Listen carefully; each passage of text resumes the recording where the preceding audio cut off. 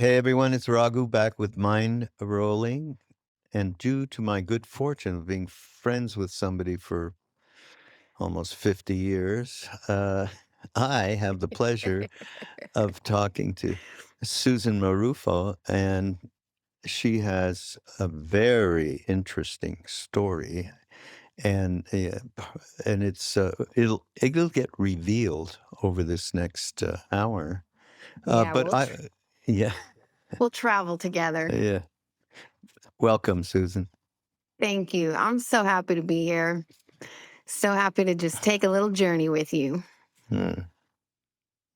I agree more with Keith Richards, who, when he was brought onto a show I happened to be watching, and the host said, "Oh, so glad that you're here, Keith." And Keith went, "I'm happy to be anywhere." That's kind of, that's the Yeah. aging thing, and not to mention what he's been through. Um, So we started talking. I said, "Where are you?" And she's in El Paso. And then, we conferred about. I had lived down in southern New Mexico a long time ago, so I'm quite familiar. But then we went on to what Susan is doing around the world and Yes. this happened. A bit of the Well, history, I guess, because I know you at one point you really moved away from the world in a way. And yeah, go ahead, start anywhere. I well, usually ask people, okay, what happened when you were 13, 14? Did something dawn on you that there's another way to deal with perspective on life? I mean, when I was 13, 14, I was in El Paso crossing the border to Juarez, Mexico, going to these bars called Fred's and Kentucky Club.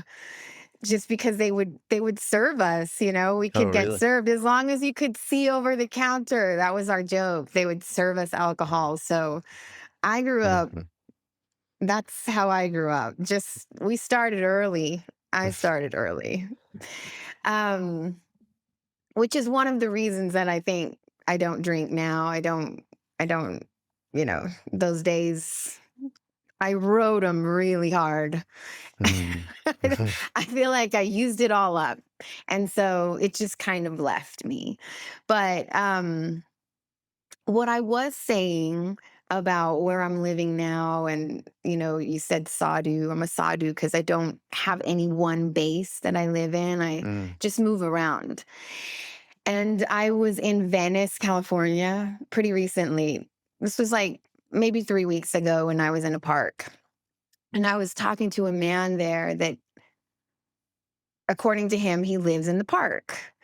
And so we were just kind of having some good conversations. And he said, and where do you live?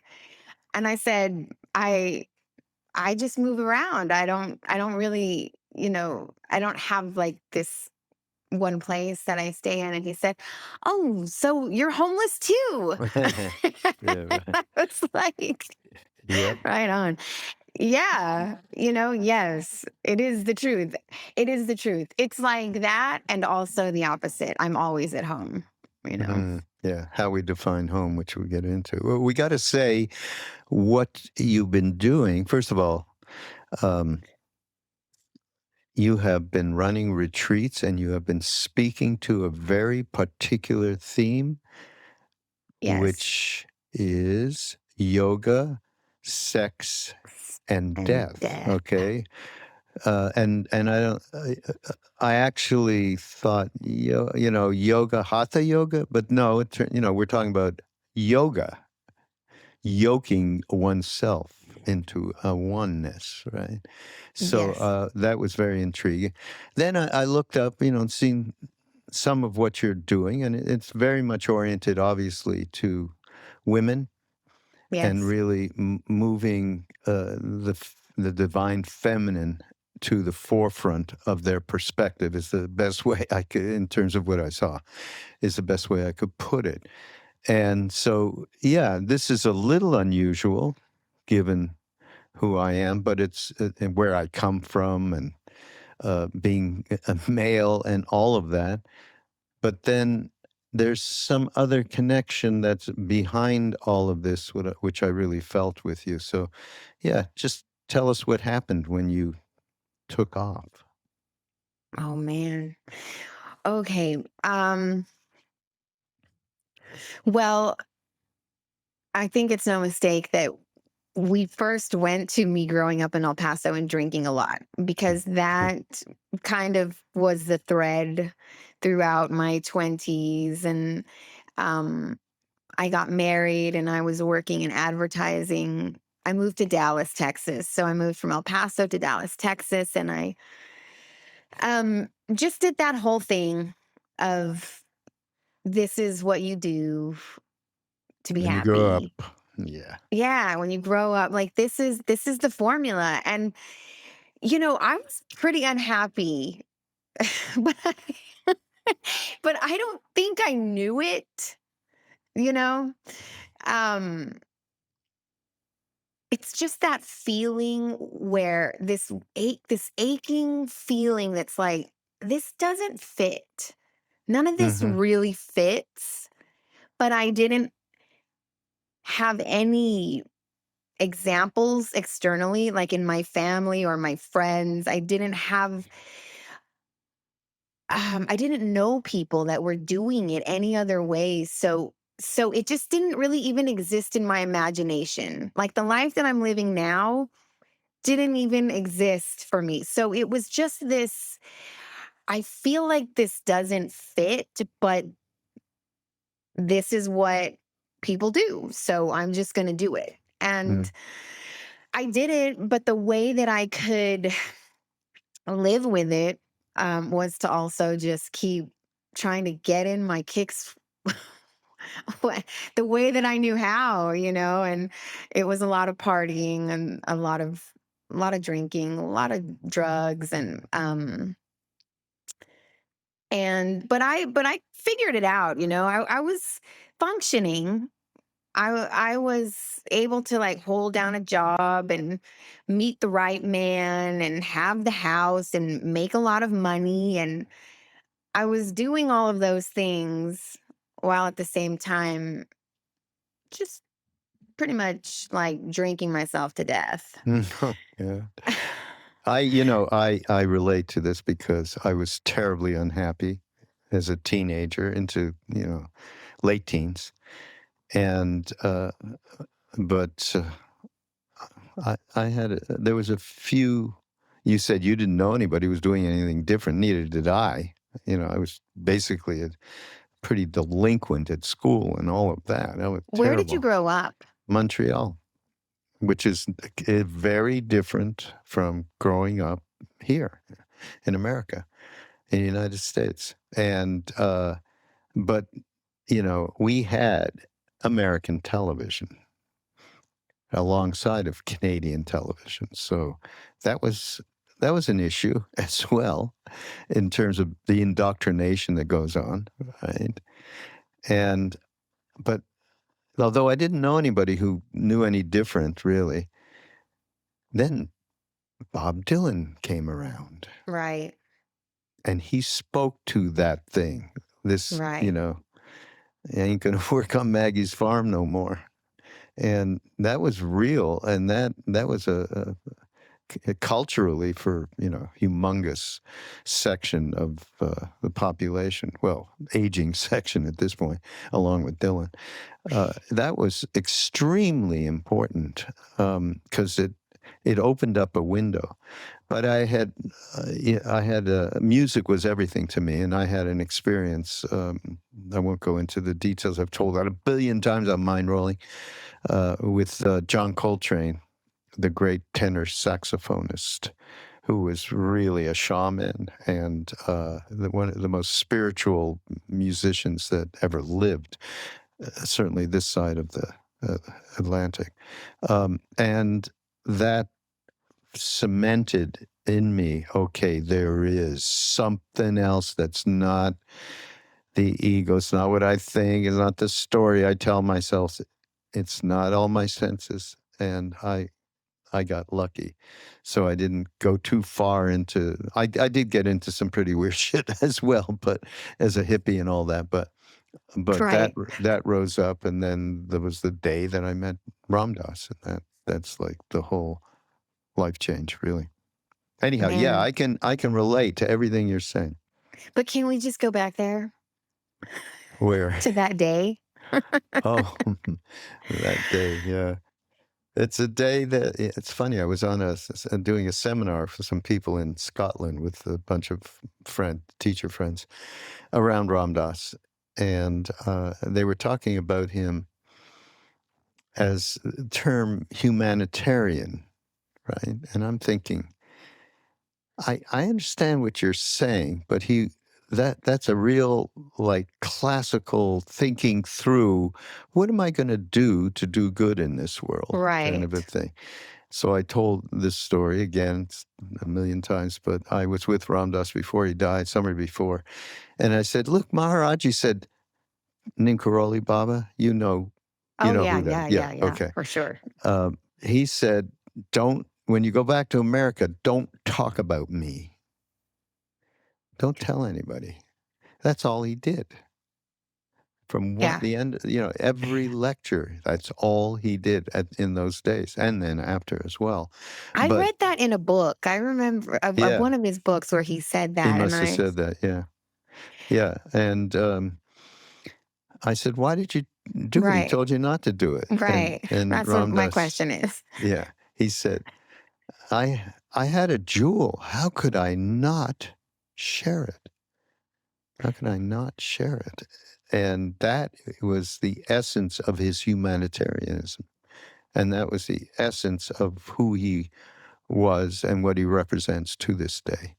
That kind of thing. It's not a thought of giving whatever you have freely. And of course, it all comes with that legacy of Neem Karoli Baba. Who probably knew. I mean, he knew. I imagined he knew he Probably wouldn't knew. What keep does it that quiet. mean? Oh, no, yeah, no, this was somebody who was no longer polarized. There was no me and you. There was no inside themselves. It was more like a computer that it was an AI. Maybe he was an AI. Right. He's an Right. AI. Right. He just did what was absolutely the right thing for every individual, every moment. I mean, we saw it all, and of course we saw the miraculous stuff, and that became okay, we realized we were just getting our minds shattered. Once that happened, it was all about love. So yeah, he to this day, this is happening in terms of people experiencing whatever that thing is. It's ineffable, very difficult to even categorize. They do in India, they say this is called a siddha or avadut, which means someone who is living in a body beyond duality. So Yes. non-dual in a body. It's funny because the sign when we went to Kenchi where we met Maharaji, the sign as you walked in that said Shri Shri Shri Advaita Hanuman Temple. Advait non-dual. Wait, I thought this was, the heart yoga, bhakti yoga. What do you mean non-dual? So that really represents Ramdas Maharaji and Ramdas. And Ram Dass. Yeah. Yeah. I wish, he, like many people, for many people, I think was an introduction to Western spirituality in a way, like Mm. hearing all of these Eastern teachings through the mouth of this Westerner, this man, and he just put it in a way like he spoke the language, and it was just this entryway for me. I mean, when I started reading, I think the first book I read was Be Here Now, and it was because I was in India, and that's really when I thought this was so funny that I'm in India. I've come all this way to study and live in India, and here I am getting just so into Ram Dass. Um, Yeah. And that was yeah, that was maybe 2010, 2011. Oh, yeah? But Yeah. yeah. Yeah. Well, Yeah, look, so that was I was just going to say, when you say, here I am in India and I'm getting a Ram Dass book, a Western psychology professor, which is partly why he was so right. extraordinary at translating these esoteric practices and perspectives and so on. He had the gift to be able to do that. But It, he, it, yeah, he, but back to the day that you met him. yeah, the I mean, day, how old were you? 23, something like Man, that. 20, going on 24, yeah. what a life. Yeah, I mean, obviously extremely fortunate, but listen, I've been doing what I have been doing for a very long time in terms of sharing this stuff. And, I had a label, so I did it through music for a long Right. time. And, yeah, it's just,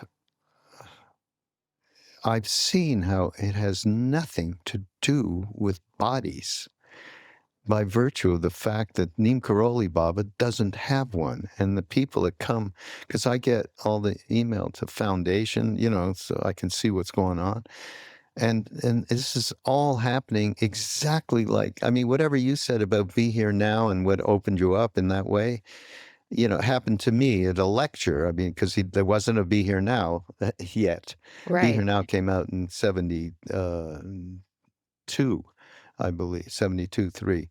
And so that same thing, a little Be Here Now and a little psilocybin. I can't tell you how many people, you know, tell me their stories that way. So, you don't need psilocybin, but still, that was what happened to us. All 90% of us that went over to India had that experience, had a psychedelic experience. So it's not a Was Bill nothing. with you at that No, time?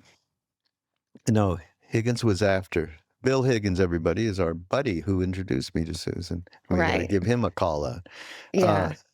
no, right after that. I mean, maybe he was there, Billy, after I left, and I don't remember. So I don't remember us ever talking about it. So he could have been there right at the very end or in the latter part. There was 3 years that the Westerners went over from fall of 1970. This is after Ram Dass, of course. The first people to go over were Krishna Das, Rameshwar Das, and a man named Danny Goleman, all very well known. Yes. And from that point, fall of 70, to the point 3 years later, fall of 73, when he left, maybe there was a few hundred Westerners who got to India at that time and met him. You think of that now? I mean, there's there's Sadhguru. He's got a For gazillion, sure. Yeah. but Right. so we were extremely fortunate on one level. On another level, we know, and he said it, a guru is not external. And now, of course, guru, nobody even knows what guru means because, my local, dry cleaner is the guru of dry cleaning, So that's a whole other trip. But yeah, anyhow. Yeah. So Um, continue. Where were you in India? Continue on that. I mean, yeah, well, this is all just the best, the juiciest stuff because, and I feel like you're just gently going there, which is body stuff and the body, the body, what is it? Does it exist? It doesn't exist. But I guess we'll get there. But or we won't. It But you definitely just had a exists. Here we are, right here. It's all about well, it attachment, seems that way, not real. right? It seems. Yeah, So but you just asked me a question.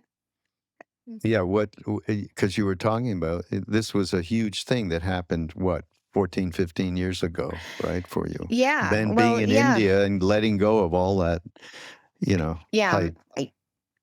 I mean, it had started. It had started by the time I got to India. The reason I went to India in the first place was to teach yoga, which trips me out when I think about it. But I had The years leading up to that, there were a few years leading up to that where I had just left this life. I mean, literally, I just said, I can't do it for whatever reason. I'm not saying like this is the way and everyone needs to do it like this, but for whatever reason, I just couldn't breathe in in the Mm. life that I had created for myself. I wasn't able to do it, so I just thought, well, I need to kind of throw myself out of this sphere, this box. I need to just penetrate it, go outside of it and see what happens in the atmosphere. I don't know. And so I left the States in 2008 and I went to Spain and I lived in Spain for a year. And at that time, I got really, really deep into my yoga practice. But um, for me, it was the first time that I started practicing yoga alone, like not in groups of classes and not with other people. And that was transformational for me. That was the game changer of just being alone and having time and not feeling stressed and not feeling the pressure to be anybody, to do anything, to be a wife, to be a boss, to be a daughter. Um, and all of this stuff is internal, right? Like I was the one that felt it was so heavy. I made it so heavy in my mind, but that's the way it was. I mean, that's all I knew how to do. That's how I knew to cope with life is because I thought this is who I am. I am these things, right? Mhm. Like I am, and that's Mm. so serious and it's so heavy and it's so suffocating. Um and then it all got to be a little looser. It all started to loosen up. And from Spain I went to Asia. That I went to Thailand first, and that's when I started doing some yoga, like training, which is actually where I met Monica Nataraj, who, Oh, we didn't even know you were friendly with her. right. She's who introduced me to David. Ah, I mean, David then Nichtern, David everybody. Nichtern. Krishnadas' And guitar player, amongst being a great meditation teacher. correct. So I had known of David because of his meditation teaching. And because yeah, I knew of him and I knew when I met Monica, Monica was like, let me introduce you to David. And so then I met David through her. But I met Monica in Thailand and during my yoga training, and that's a relationship that's endured the Mm. years. And then after Thailand, I went to India. So I was primed. I feel like I was primed. And when I got to India, my heart, it was just like layers had been melting away. And I think I cried for those first few years, just every day nonstop. There was just, and it's my way. There's a way about me where it's just energy moving in my body and tears just come. And Mm. Mm. um but those were very tender, raw, vulnerable years. And when I got to India to teach, Hatha I didn't yoga, know what the right? fuck I was doing. Hatha yoga you're speaking Yes, to? Yeah. it was hatha yoga. Uh, I felt when I think back to those memories, there's like an invocation that happens. It's like Mm. I can feel it all again. I can feel those walks by the Ganga, Where by were the you? Ganges. In I Rishikesh? was in Rishikesh. I Mm. was in Ramjula. In those Ah, first years, I stayed in really? Ramjula. Yeah. Yeah. And so many good memories of just feeling connected to humans.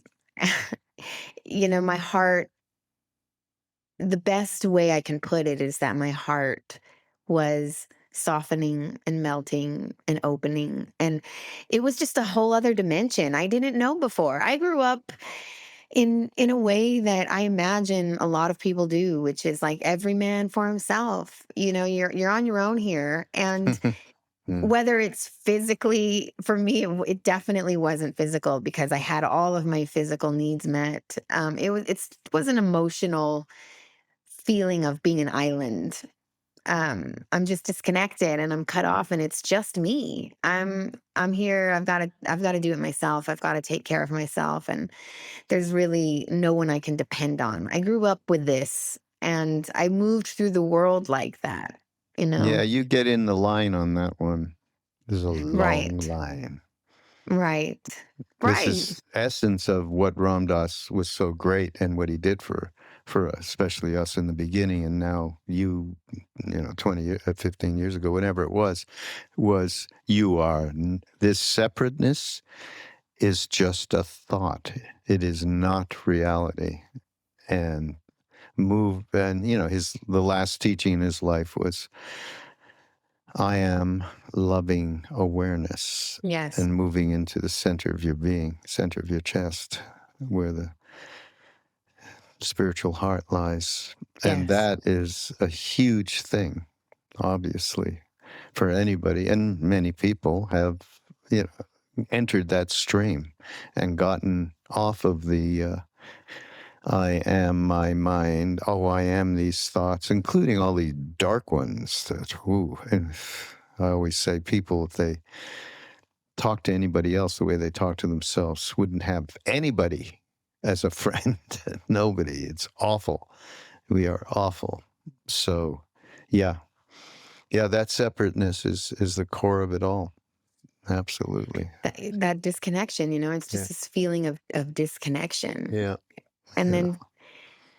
then somehow, well, through grace, because who knows how some people come to this, some people don't.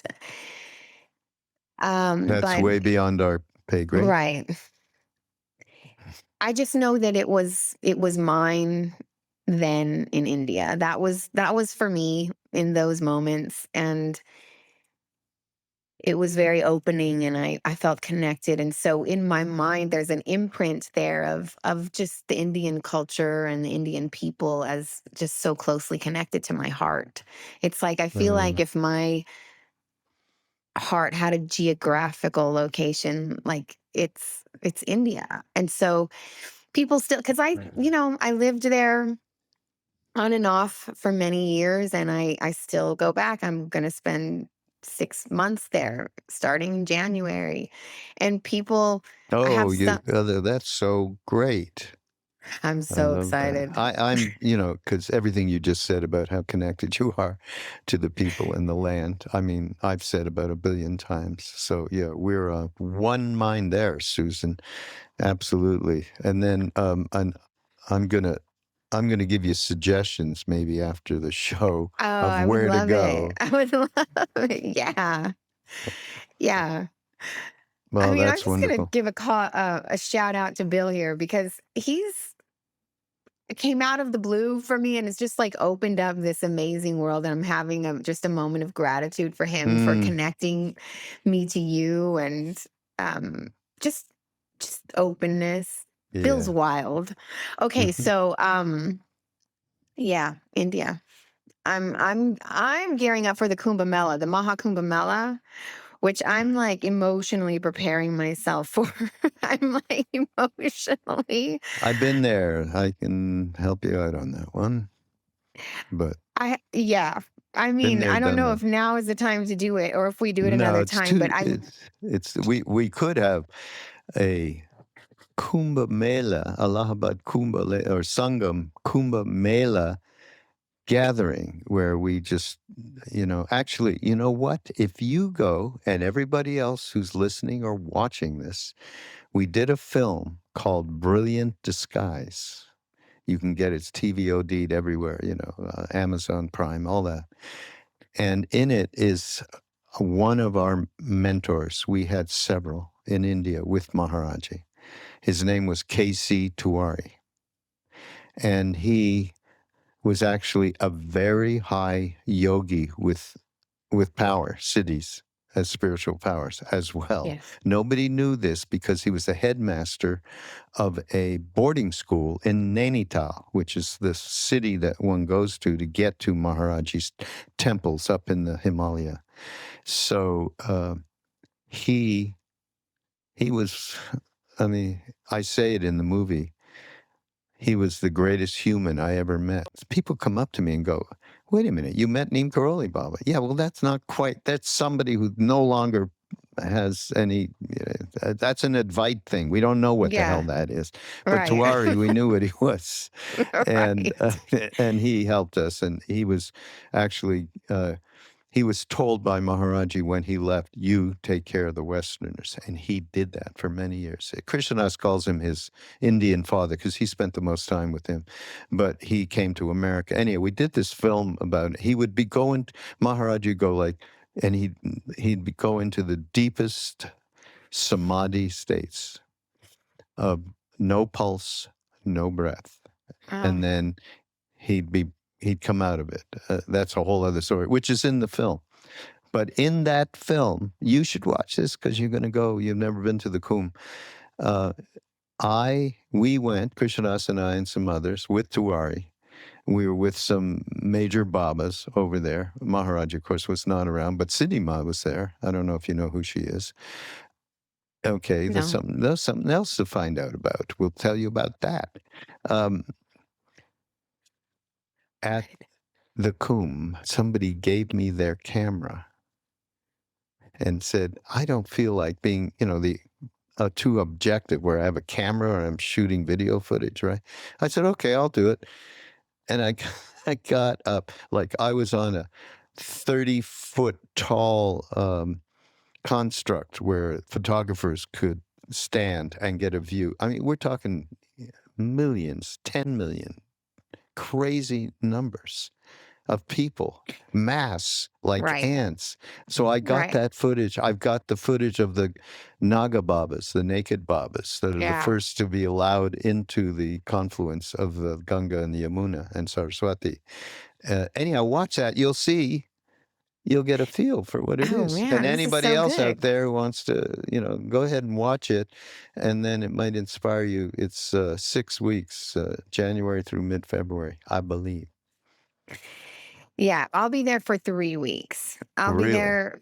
Yeah, we're doing a 3-week thing. I really hope you survive, though, Susan. You have no idea. Well, I imagine parts of me will survive, but parts of me will die. Yeah, right. Well, we just hope the parts that are necessary to continue will survive.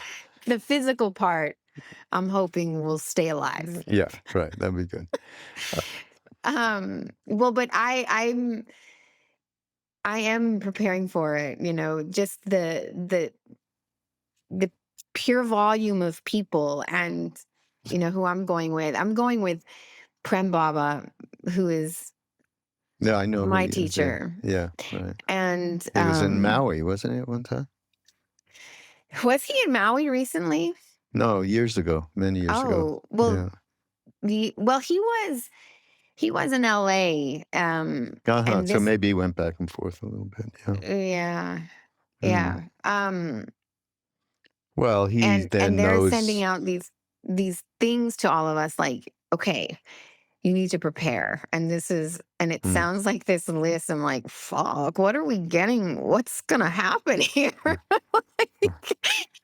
Okay, let's see what happens. I don't know, but they're making it sound pretty intense. It's like one of these letters that's like, so basically don't come. It's like just be really sure, because this could happen and this could happen, and you've got to do this and you've got to do this. And I'm just like, they've got to say these things. And for sure, I'm going to be balanced about this. I'm going to be cautious, but I also don't want to go into it like super afraid.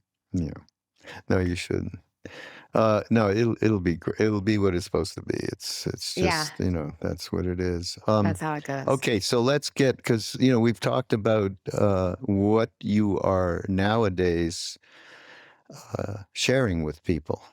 yoga, sex, and Right. death, which is very, we definitely got to hear from you I know.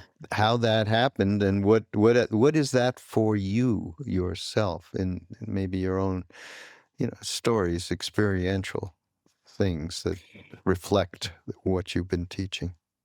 Yes, for sure. That curriculum is just a reflection of my own personal path Mm. um, over the years. And for me, it started with yoga. Yoga was the way to just come back to my body, come back into this world, and then once I did that, it was like, okay, now there's like, I'm just going to move real quick. Okay. Good. Yeah, no Right. problem. Because I feel like I could just be here for hours with you, telling you all, just giving you all the things, like telling you all the details. But um, yoga was just about coming home to my body, and then I wound up in Thailand at this school that was a tantric school. Um, and there, Oh, before you went to India. yes. So this was the first time I was exposed to Tantra yoga. And there was a lot of classical teachings going on there. And there was also it was Neo-Tantra and it was classical Tantra all thrown in together. And nobody was making any real delineations about what was what. And there was a lot of confusion and a I lot bet. of, oh man. Oh man, and there was a lot of sexual stuff happening, and which I'm down for. I'm up for it because I did it. I went through all of that. And at the same time, it wasn't clear to me that that wasn't Tantra, really, like classical Tantra. And so now I just feel like it's important to say those things and to make it clear, like there's neo-tantra and then there's tantra, and a lot of these sexual practices that people do, or sacred sexuality, is not from the classical tradition. Yeah. um and and I I was um doing a lot of exploration at that time within this community where other people were also up for exploring, and I was grateful for it because I had some it was just the first time that I felt free to go in and explore in that way, like sexually, and there was a lot of healing involved. Mhm. And combining the yoga, like a lot of the yogic practices I learned, like bringing that into sexuality was like mind opener, body opener. Um, Especially breath, I would imagine, right? That's a big yeah, part of it. for sure. Breath, I mean, the energy body, just Hmm. working with the energy body. And then I got real into that for a lot of years. It was like the new trick for me. It was like the new thing. I mean, that's the beauty of it all. It's just so fun to get hung up on things, and then it's not fun Mm. anymore. And then Yeah, perfect. Burns out. Yeah. yeah, exactly. So and through those things, through the exploration of those things, there was just this one theme that the whole disillusion piece was the thread that connected them. One of the threads that connected. It was just like, it's not Susan. It's not about Susan. And what does that actually mean? Um, and how does that live? Like you're talking about how to live in this body, and um and die at the same time. How to how to how to die to, which it's a constant thing, the old Susan, just these beliefs, one belief after another. It's like just the constant grief of knowing you can't have anything, really. There's nothing to have. And it's just so there. It's just so present. Um, and so it's that grieving. And I came across these Tibetan Buddhist teachings for the first time. And I remember so clearly it was like, I got blown out of the room. I felt like this physical, whoa, the Tibetan teachings on death and dying and what happens, they say, like when you die and you move through the bardos and, Mm. um, Did you get something from a specific teacher, Tibetan Buddhist? not Lama? anybody, no, No. no. Mm. It was an Indian teacher in Rishikesh.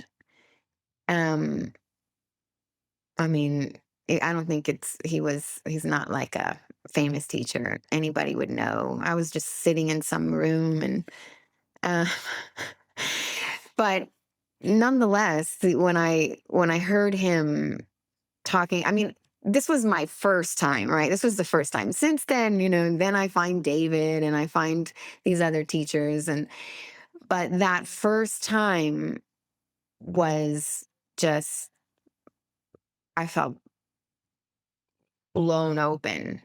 Mm. And so then I got really curious about it. And so since then I have sought out teachers, other teachers and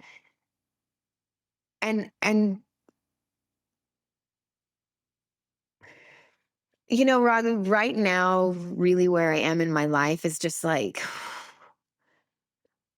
I just am not studying anymore. Good idea. It's,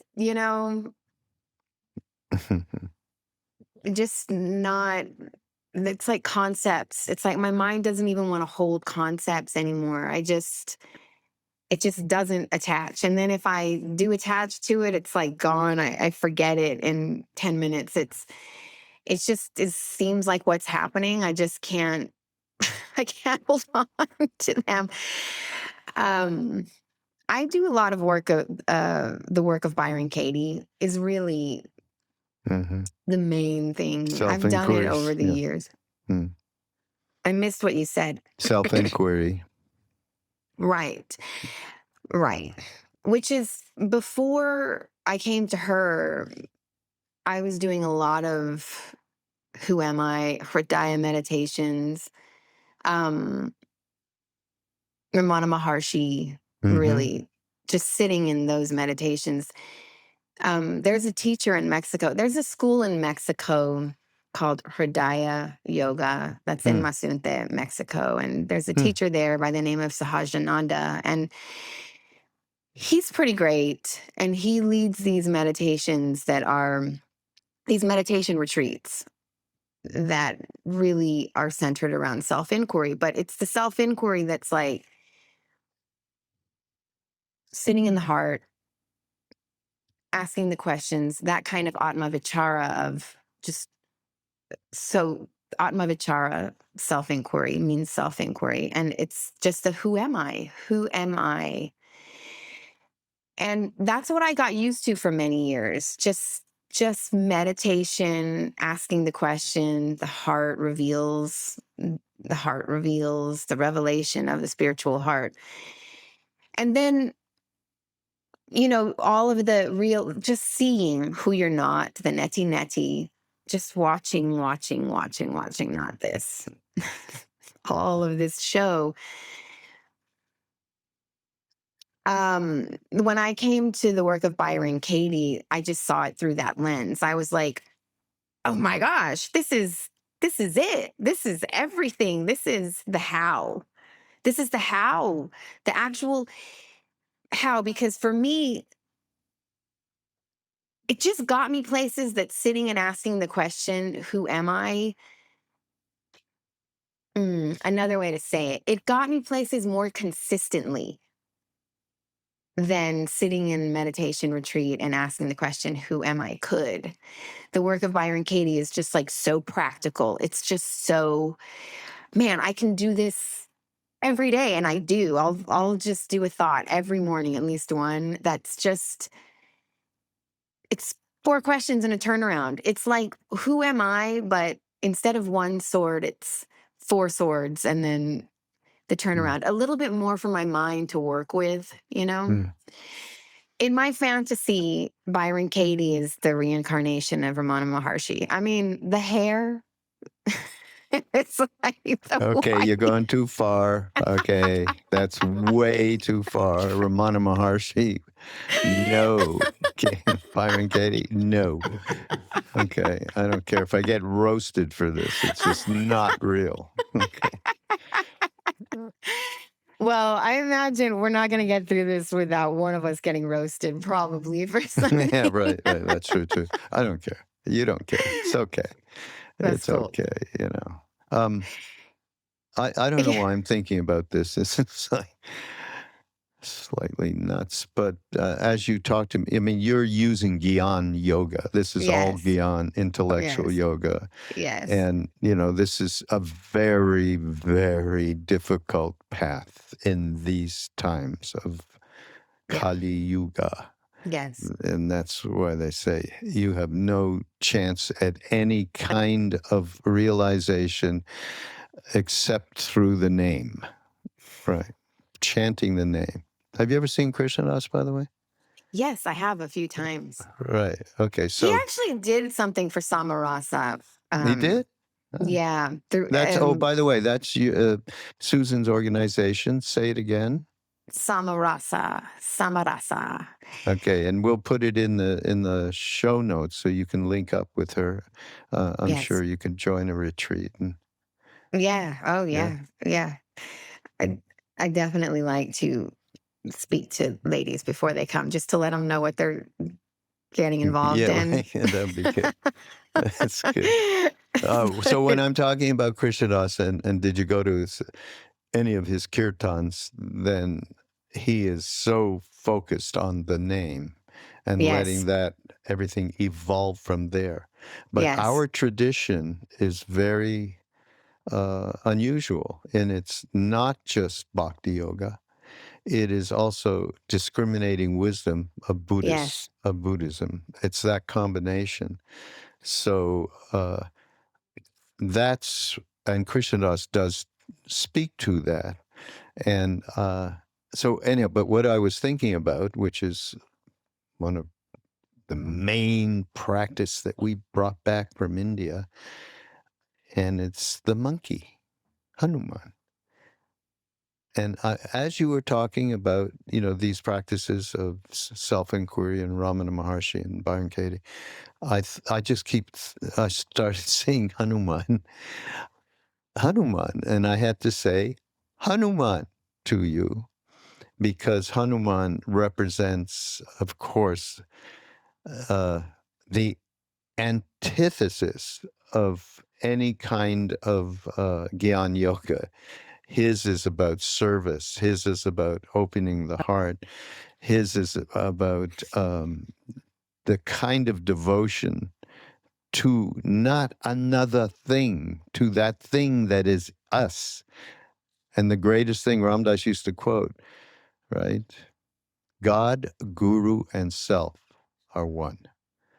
So it's not external, you know. And once people get that idea, then what Hanuman represents is extraordinarily powerful, and really is the Hanuman Chalisa. Do you know what that is? Yeah. Yes. Oh, for sure. Yeah. Yeah. So yeah, that's what we brought back, particularly, of course, Krishnadas, because he's a big public figure around chanting for sure. Anyhow, I don't know why, but Hanuman. But can we talk about this for a second? Mm-hmm. Okay. When you say it's not out there, right? Mm-hmm. What does that mean to you? Like as a seeker, as a person living in this world, what does it mean on the day to day? Like when you're experiencing things and then you have this thought, it's not out there. Like, what does that mean to you? What do you do with that? You want practical stuff, huh? Or Well, even just your thought process, or I'm because kidding you. I'm kidding. I mean, the first thing I do, aside from walking my dog around the block in the morning, is practice. And that's absolutely, that includes, the Hanuman Chalis, it includes meditation. We all, around Maharaji, all of us, like 90% of the Westerners that were around went to do Vipassana courses, insight meditation, Sharon Salzberg, Jack, and all. And so that's very much part of a day-to-day routine. That helps so that when right. suddenly someone, what happened? Let's see, the other day, the water intake at the house, the pipe burst and guys coming over. What are you doing? This is flooding the whole area. This is okay. When that happens, anything like that, I mean, maybe I take a breath or two and just respond in a way that's not like, what the fuck are you trying to do to upset my day with, this issue? Like, it's my issue, I'll take care of it. Whatever, anything like that. Once that perspective is solidified inside, that I am not these thoughts, I am not these emotions, I am not this story that I'm telling you. Poor me, this guy's coming on to me. Once you understand, in a flash, you get that. Okay, you may start out, I may start, wait a minute, but I am realizing I am not that. That is not who I am. And what I am inside is beyond that duality of thinking this person is outside myself.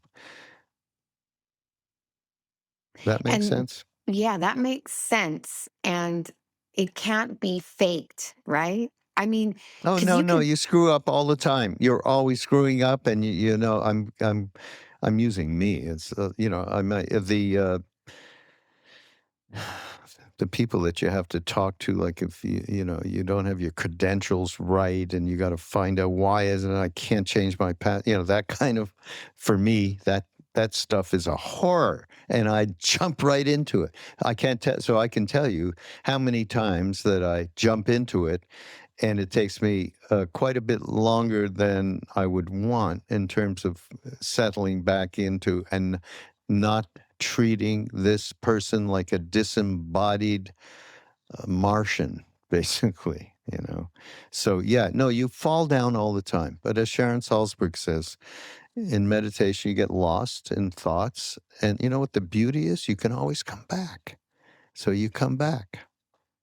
so here's the thing between direct experience, like you said, you practice and then because you have these experiences, you've realized it in these moments, and then something happens outside of practice, and it's like, okay, here it is in real time.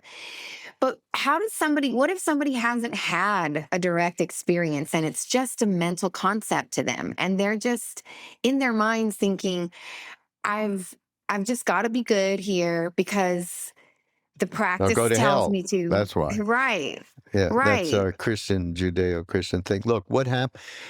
Listen, you suffer to the point where it happened to me. I had to just remain wide open to what possibilities would be there to change my perspective. So sometimes it takes a lot of really unhappy shit before that happens. And in that process, hopefully, eventually, we can have enough of a realization, enough of, maybe through an entheogen, through a psychedelic, through a book, through a teacher, through a trip, through music. For me, it was music. That Right. cut through everything. And once once you have that, then your intention grows, and suddenly that trust in the intuitive parts of ourselves gets to the point where you are able to continue to accept many defeats in terms of, okay, I'm still a rotten human, and if you're calling yourself that, of course you have that problem to start with. But basically it's a process, and no, it doesn't happen right away for anybody. Some people, we were fortunate. Yes, we had our minds broken down, so we stopped believing in ourselves the way we used to think of ourselves by virtue of these incredible, day to day with Neem Karoli Baba. But I can't tell you how many times Krishnadas and I talk about this. He and I, there was a river right down from the ashram, and big rocks and water rushing by. It was like a really, peaceful place for a moment. And we would go down there and just, woe is me, because all we could see, because you were with a mirror and it showed you everything Right. all the time of where you're Right. not. And so, oh my God, how can we be here with this? This is nuts. We're so bad. We were kids, early 20s, right? Mid 20s. And that, consider that we were doing that in the presence of this thing that was beyond time and space, basically. So it's not easy on a day-to-day basis for anybody.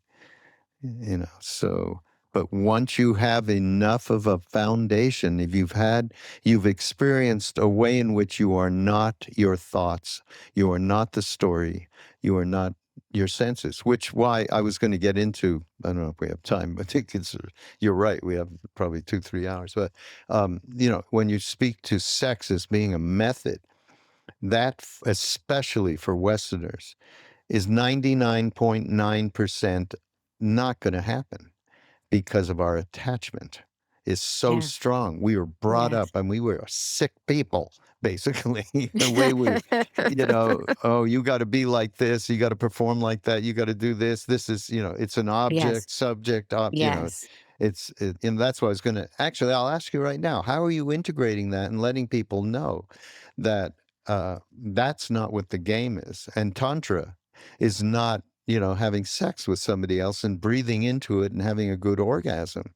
Tantra is the actual merging of subject objects. So you no longer have that polarity. That's what Tantra is. Well, that's absolutely, and that's the whole part. That's yoga, sex, and death. We do that in yoga. We do it. The aim is to do it in sex and then in death. I mean, what you just said is yoga, sex, and death, right there. And by Mm. the way, I don't call it tantra. I don't. I don't really call it. I don't put a name. I don't call it anything other than yoga. We can call it. I can call it yoga, but um, the thing about yoga, sex, and death is first we're bringing up. We get into the story of things like your sexual story. The That thing. you share openly, women share openly in a circle. Yes, Mm. but it's specifically designed to bring up things, beliefs, stories that you might not even be aware of. Mm. There's exercises, there's embodiment practices, there's things very, very specifically curated at a particular rhythm and particular time Mm. to help bring things up from the unconscious to the conscious. And then once they're there, it's like, okay, now we can look at this stuff. Now we can talk about disillusion or whatever. But first, we've got to not kid ourselves about what's here. Because I Mm-hmm. think a lot of us have no fucking idea what is going on when it comes to intimacy with another person, not even just sexual, not just sex, but intimacy. Mm. Um, because most of us would say we want intimacy, right? We want love, we want connection, we want intimacy. I think consciously most of us can agree, yes, I want those things. And yet it's not happening. I am having these problems with my partner again and again and again and again. I'm in the wrong marriage. I'm in the wrong relationship. Why do we keep, just so, I mean, that's what I see. That's who comes to me. It's just relationship problems. I don't know if you're having a different experience, but like it's relationship problems. And I think that there's a lot of terror internally. At least I know for myself, there was and is um, Mm. terror around intimacy. And so there's running away from it on unconscious levels. I just don't even know that I'm doing it. Right. And so YSD just kind of helps us there. Like, well, let's figure out some things. And once we can say, once you get to that place, oh, I'm believing this, like, holy shit, I didn't even realize I'm walking around Mm-hmm. with Right. this belief, Identifying then we can their, talk about disillusion, right? yeah, And right. That's great. That's really, you know what? One time while we were in India, Ram Dass decided he was going to do a meditation retreat further up in the Himalayas from where Maharaji was. So we went up there, and just the Himalayas are right in front of us. I mean, literally 90 miles as the crow flies to the 26, 7, 8,000 foot peaks. That was somehow, when we get off, I'll give you some places to go, but there's that place where we were was incredible. So we took over a Gandhi ashram because Maharaji kept sending, go hang with Ram Dass. He didn't want anybody. He was so upset that all these, hippies were suddenly there. But somehow he decided, okay, I'll do what I do, be a teacher. And so he would sit with each individual, like he used to do this thing, like, maybe 3 feet, and he would just completely look into you, and he'd say, whatever it is you can't say, tell me now. mm, Now, the interesting thing was, it was India, so the walls were paper thin. Everybody on either side and downstairs could hear what the person was saying. And it was a bit like what you're describing, because every person had the same sex shame, basically, was what yes, was, or, oh, I want to make love with you. Because the way we express ourselves is that place. That's what we right, feel is right, expressing love. We have no idea about it. right. So everybody went through this gauntlet, and then we'd sit around and have lunch. Oh God, I'm so sorry about you. It was so great. Yeah. Oh boy. Yeah, it'll bond you, that's for sure. Yeah. Oh You yeah. know, with Absolutely. with with the women, there's a lot of sexual trauma, Yeah. actually. Yeah. Right. It's I imagine. Yeah. I mean, that's part of it's the horrific part of our culture is so common, and anything you do to help heal that, Susan, is God bless you, really, because, I see it a lot. well, I took 2024 off. I do because I have a yoga, sex, and death level 1, and that's the intensive retreats. And then I do a level 2, which lasts 8 months. It's like, and then a level 3. And it just is a lot for me. And I think I've been Uh, teaching it now for so many years, and I found a limit. I found my yeah. limit. And so I just took Yeah. a break in Yeah. 2024, and I'm ready to go back in 2025. Yeah. But definitely, it's good to meet my limitations. Yeah. No, absolutely. Absolutely. Well, we're at the end. Man, there's Great. just so much. Yeah. Great to meet you, though, and share. I love it. It's good to meet you too. I'm so happy for it. Yeah. Bill, he's just a wild man. Like he's hard to pinpoint. He's kind of like my father figure. He tells me not to cuss. And at the, He does? yes, he's like, Okay. Susan, find another word. And, but then he's like this, you know, he's sat in so many hundreds of ayahuasca retreats and he just is so out there. I don't even know where to put Bill in my mind, which is why I love him so much. That's so great. Meanwhile, everybody, we will have show notes. You go to BeHereNowNetwork.com/mindrolling and link up with what Susan does around yoga, sex, and death. We didn't even get to the death part, but you're right. Yeah, it's like this movie we did with Ram Dass called Becoming Nobody, which you I've saw seen that right? one. Yeah. Yes. So, in it, you can't be a nobody until you become a somebody, which is the same as you saying these people, women, need to acknowledge the trauma before they can lose it.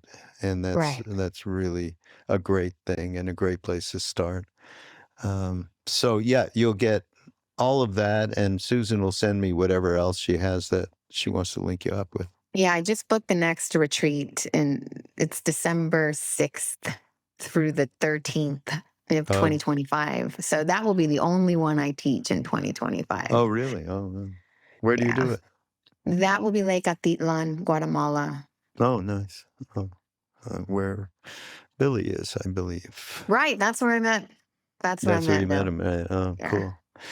So everybody, we'll see you next time on Mindrolling on Be Here Now Network. Go to BeHereNowNetwork.com and take advantage of all the incredible teachers on that channel. And we'll see you next time. Bye, everybody. Bye-bye.